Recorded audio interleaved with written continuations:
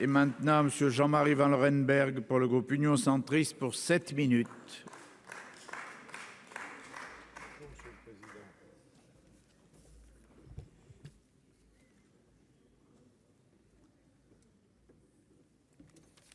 Monsieur le Président, Mesdames et Messieurs les ministres, Madame la rapporteure générale, chère Elisabeth, Madame la Présidente, chère Catherine, Mesdames et Messieurs les rapporteurs, chers collègues, de partout monte la même complainte. Il faut plus d'argent pour l'hôpital, plus de médecins et de soignants, plus de crèches, plus d'argent pour les retraites, plus de moyens pour la 5e branche, dont vous parlera d'ailleurs Jocelyne Guidez. Bref, autant de questions, Mesdames et Messieurs les ministres, pour le gouvernement. Et pour nous, une seule question. Le PLFSS 2023 y répond-il vraiment ? En apparence, je dirais oui. Avec 601 milliards pour les 5 branches, des dépenses sont supérieures de plus de 12 milliards à la prévision et le déficit total est néanmoins ramené à 6,8 milliards contre 17,8 l'an dernier. L'Ondam progresse de 3,7% hors crise Covid, donc à champ constant, ce qui est significatif. Mais les apparences ne sont-elles pas trompeuses ? Seules 2 branches sont à l'équilibre, la famille, la TMP, et les hypothèses ne sont-elles pas trop optimistes ? L'assurance maladie accuse encore un déficit de 6 milliards, 6,5 milliards, et l'hôpital va de crise en crise, urgence, pédiatrie, psychiatrie, et ce n'est pas en ponctionnant 2 milliards à la branche famille qu'on sauvera l'hôpital. L'hôpital est malade, mais c'est tout notre système de santé qu'il faut soigner. Il est à bout de souffle. Son mode de fonctionnement est à revoir. Emmanuel Macron a promis de ramener la tarification à l'acte à 50% pour mieux rémunérer la qualité et le travail en équipe. Nous attendons donc, Monsieur le Ministre, un plan d'action et surtout des actes pour apporter à l'hôpital un financement sain et pérenne. Le mode de gouvernance aussi est à revoir. Et point n'est besoin d'une loi supplémentaire. Nous avons vu que les établissements y sont parvenus. Le CH de Valenciennes, en particulier, expérimente un mode de fonctionnement anti-pyramidal, anti-bureaucratique, et ça marche. Plus d'autonomie, plus de délégation. On fait confiance aux médecins et à leurs équipes pour raccourcir les décisions, au bénéfice, bien sûr, des patients et du budget, qui ne consacre plus que 5% à l'administratif, contre 5 fois plus ailleurs. Le directeur canalise les énergies, équilibre le budget, et entretient effectivement la paix sociale. Monsieur le ministre, la solution est là. N'attendons pas pour la généraliser.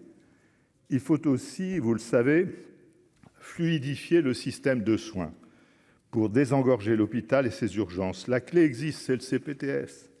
La coordination ville-hôpital est essentielle pour lutter contre les déserts médicaux. Et quand je dis hôpital, je pense bien sûr aussi aux établissements privés. L'amélioration de la permanence des soins et l'accès aux soins passe en effet par la mise en place partout des CPTS. Comment accepter que 40% des médecins de ville seulement assurent la garde de nuit et les week-ends ? Si les médecins veulent retrouver du temps médical, ils doivent déléguer aux autres soignants une partie de leur travail. Je salue d'ailleurs l'accord conclu en ce sens entre les différents ordres. Monsieur le ministre, vous parlez souvent de votre boîte à outils. Les solutions existent et elles marchent, il faut les diffuser.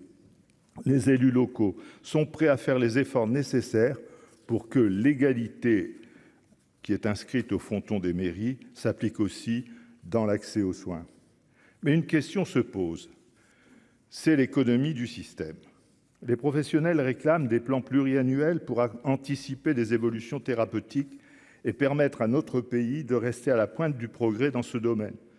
Cela mérite une très grande attention. Et la dernière question concerne les ressources. La première piste, tous les ministres l'ont utilisée, c'est celle des économies. La source n'est pas tarie, elle est même, je crois, abondante, mais encore faut-il ne pas se tromper. Longtemps, la ressource humaine a été pressurée, mal rémunérée. Le Ségur a apporté un effet salvateur, mais il doit être poursuivi et cela coûte. D'autres pistes sont donc à privilégier. Les actes redondants et inutiles représentent 20 à 30% de notre système de soins, soit 40 à 60 milliards de dépenses à revisiter. La HAS s'y emploie, mais vous avez ciblé à peine plus d'1 milliard d'économies sur la radiologie, la biologie, les médicaments dans votre projet. C'est bien, mais insuffisant. Par ailleurs, à notre demande, l'estimation des fraudes aux cotisations et aux prestations est en cours. La CNAF, la CNAB, bons élèves, ont rendu leurs résultats. Par contre, la CNAM est très en retard. Si nous voulons éviter l'exploitation fantasmée du montant de ces fraudes, il faut des chiffres et rapidement. Enfin, un mot sur les retraites. Le déficit et la dette se creusent. Une réforme s'impose. Mais attention, si nous ne voulons pas mettre des millions de personnes dans la rue, il faut qu'elles soient comprises et acceptées. L'amendement que notre collègue René-Paul Savary, dont je salue la compétence et la constance aussi dans l'effort, y répond-il partiellement seulement à mes yeux. En effet, si je crois utile la réunion d'une convention nationale pour préparer la loi, parce que je suis partisan du paritarisme, par contre, je ne partage pas le recul à 64 ans de l'âge de départ. Je retiens ce qu'a dit et ce qu'ont dit le président de la République et la Première ministre. 64 ou 65 ans ne sont pas des totems. À titre personnel, je serais plutôt partisan d'une fenêtre de départ, comme le préconisent les économistes Jean Tirole et Olivier Blanchard dans leur rapport de 2021. L'âge moyen de départ étant d'ailleurs de 62 ans et demi, on pourrait simplement le reculer à 63 ans. Par justice, parce que cette réforme doit être juste, j'entends les avancées sociales sur la durée de cotisation pour les carrières longues, fracturées, pour la pénibilité.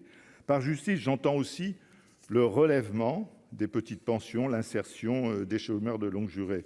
Et par justice, j'entends aussi le maintien au travail des seniors licenciés prématurément. Selon Jean-Hervé Lorenzi, l'activité des seniors pourrait de plus rapporter 13 milliards en 10 ans. Vous voyez, pour conclure, je salue l'excellent travail de nos rapporteurs et j'espère, Monsieur le Ministre, que vous tiendrez compte pour que le Sénat trouve pleinement sa place dans cette loi de 2023. Merci, cher collègue. La parole est maintenant à Madame Esther Benbassa pour les non-inscrits pour 3 minutes.